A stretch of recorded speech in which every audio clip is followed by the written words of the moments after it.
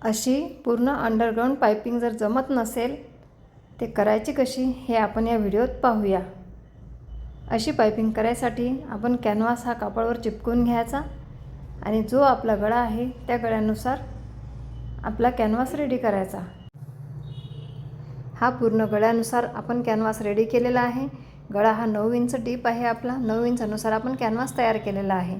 कॅनव्हासच्या वर जिथं red marking आहे त्या ठिकाणी एक शिलाई पण घेतलेली आहे। हे शिलाई जिथं घेतलेली आहे ते आपल्याला बाहेरच्या भागाला दिसून येते। जिथं शिलाई आहे तिथंच आपली पायपिंग ठेवायची आणि त्या पायपिंगवरून आपली शिलाई घेऊन घ्यायची।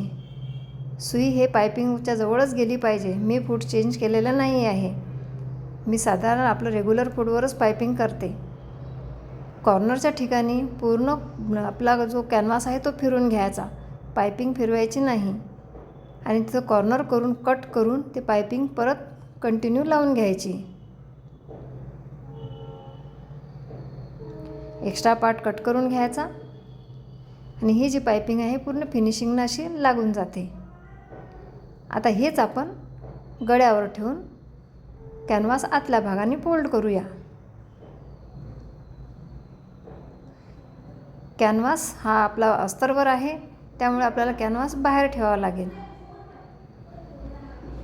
जर कॅनव्हास मेन फॅब्रिकवर असला तर तो अस्तरवर ठेवावा लागते। दोन्ही याचं सेंटर काढून घ्यायचं। सेंटर काढल्यानंतर आता आपल्याला पायपिंग आणि कॅनव्हास हे काहीच दिसणार नाही, पण जी शिलाई आपण घेतलेली होती त्या शिलाईवरून आपल्याला समजून जाते की आपला कॅनव्हास कुठपर्यंत आहे। ज्या शिलाईवर आपण पायपिंग लावली त्या शिलाईवर पूर्ण शिलाई घेऊन घ्यायची।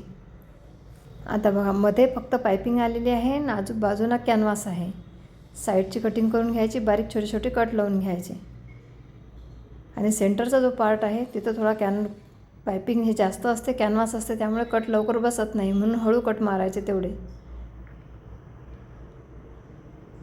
पूर्ण कॉर्नर सेट करून घ्यायचा आणि ही अशी आपली पायपिंग रेडी होते।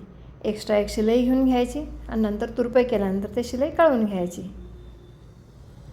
हे आलिया कटचं ब्लाऊज आहे। कशी वाटली तुम्हाला अंडरग्राऊंड पायपिंग? जरूर